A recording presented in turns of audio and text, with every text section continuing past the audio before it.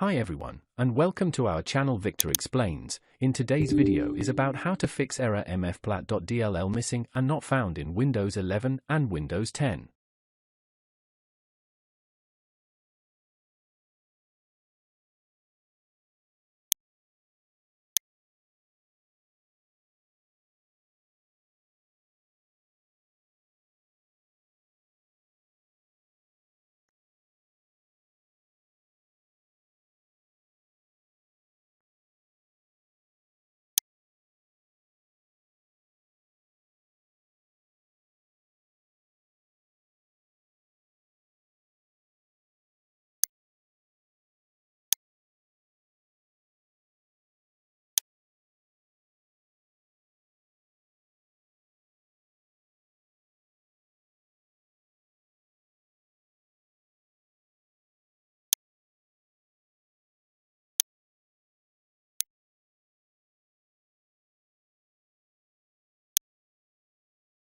If you found this video helpful, please like to encourage us and subscribe to our channel. Leave comment and share it with others so they can benefit too.